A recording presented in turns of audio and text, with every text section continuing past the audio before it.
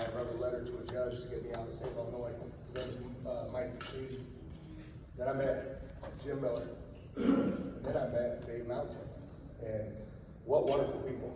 I mean, Dave Malecek is coming in as a coach.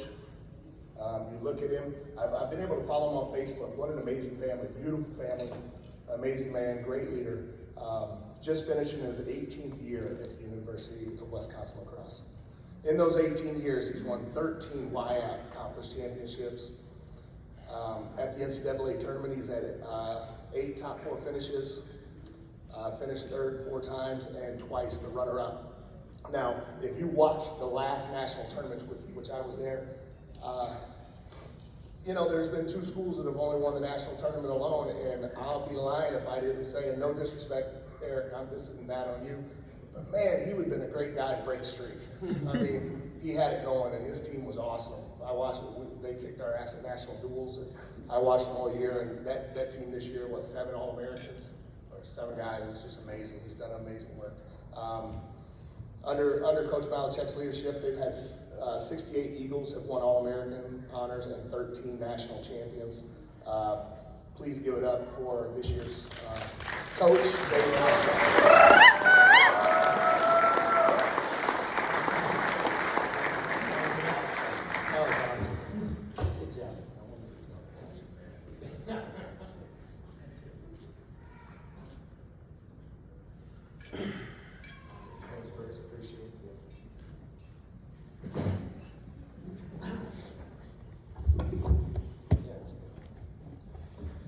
Nazar, I should have checked my email. God damn it. Okay. I just want to start by saying congratulations to all the other members of the 2024 Hall of Fame class. And especially to Nazar, Lucas, and Byron, as I've had many sleepless nights watching film, trying to prepare against the 3 of you. You 3 are some of the very best that ever came through Division III. And I feel so fortunate to be going through that same time as a coach. And I truly mean that. You guys are amazing athletes, and thank you for all that you did with Division III. Quick story on Rick Stahl, an official. 27 years ago, I was a high school coach in Cedar Rapids. I went to a junior high duel to watch some junior high wrestlers try to talk them to coming into our Catholic school in Cedar Rapids there, and this official was there, and he was starting out just like I was. He came up to me, introduced himself. He goes, "Hi, my name's Rick Stahl." I'm like, "Holy shit, Rick, we've come a long ways, my friend." Both getting inducted to the Hall of Fame. Whoever thought in that Catholic middle school that 2 of us would be sitting there together, and now we're in the Hall of Fame. My main message tonight to you all and everyone, it's no secret to success. In my mind, all you need to do is put good people around you. I've done that my whole life, and that's the main reason for my success. I've been fortunate enough to coach around some of these young men in the Hall of Fame. Dustin Hinchberger, Blake Gillis, Leroy Gardner, Keem Carter, Ryan Allen, Josh Shelf, Dan Laurent, Bebeto Yewa. And I was coached by Jim Miller at the University of Northern Iowa, and also got to work with Hall of Famer Al Baxter at Buena Vista University. As I said before, you put good people around you, good things happen. Let's talk about the people around me, my family, as Ryan Bird talked. I first want to start with my mom, who's in a serious and tough battle with cancer, and she's unable to make the trip here to Florida. I got my toughness from her, and that's where I also got my drive. I also got my orneriness, if you ask my wife.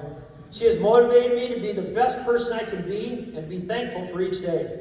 I also got to thank my brothers Joe and Dennis, along with my sister Nancy, and being the youngest of 4, that's where I got tough. For my family that's here tonight, my daughter, I'll start with my daughter Bella, who's a junior at Onalaska High School. I would say Bella had to sacrifice the most, as today is her 16th birthday. Yay!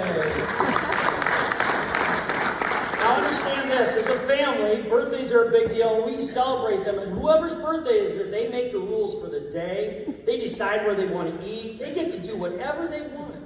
And I doubted, Bella, that you really decided, hey, I want to go to a wrestling thing. I doubt that was on you. But I appreciate you, and I appreciate Jacob also for coming along. Also want to appreciate my triplet daughters, Cora, Lydia, and Amalia, who are seniors at the University of Illinois. You've grown up around the sport of wrestling, all 4 of you have. You've been dragged to so many national events, so many home and away duels, and I've missed many of your events in Illinois, but you always reassured me that you understood as you knew how much I love coaching wrestling, and I love my teams. I am forever grateful for you understanding that it's good to have a deep passion and love for a sport, but also understanding it's just a sport. No matter the outcome of a duel or loss, when I walked through those doors, man, the energy you four brought with smiles and hugs and kisses, it made it so worthwhile. And you remind me it's just a sport, and I had a bigger role and a bigger coaching opportunity to help you four become amazing young women. I'm a better coach, person, father because of you four. Being inducted to the Wrestling Hall of Fame is great, man, but I just want to be in your Hall of Fame as your dad. I love being your dad, and I love each of you, and thank you tonight for being here.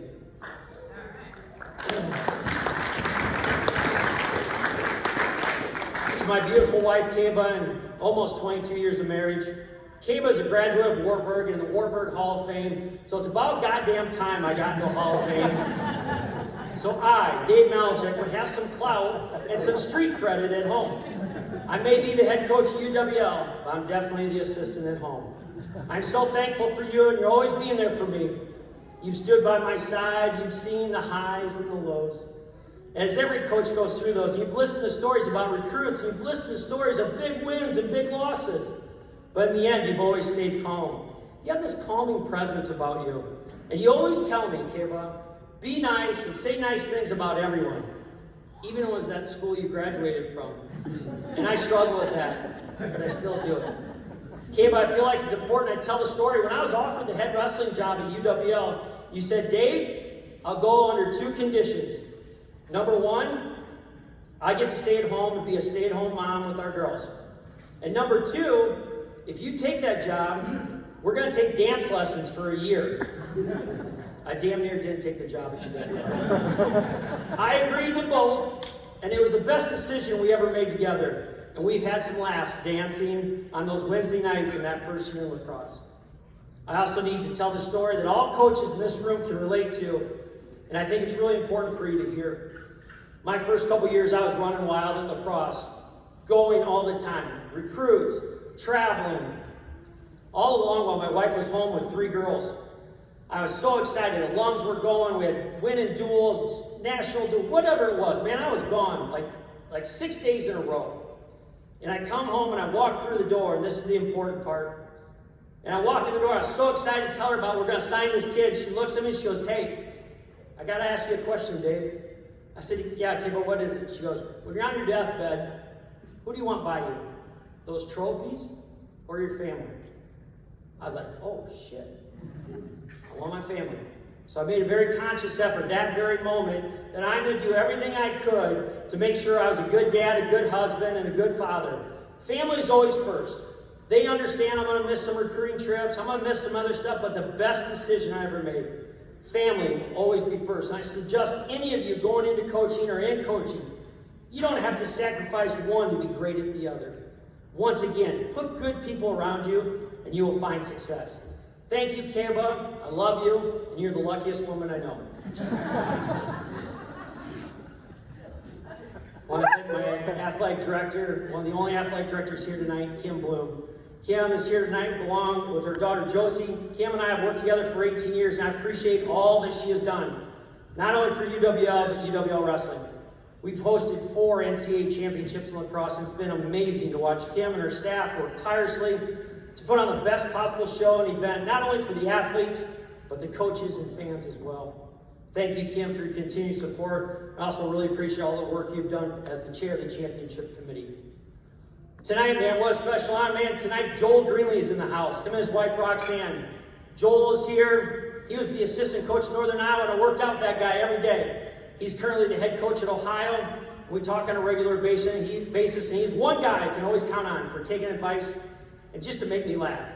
And Joel, once again, most people know this, but congratulations again, Joel, to you and your mustache for being named the sexiest man alive in Ohio for 9 years in a row.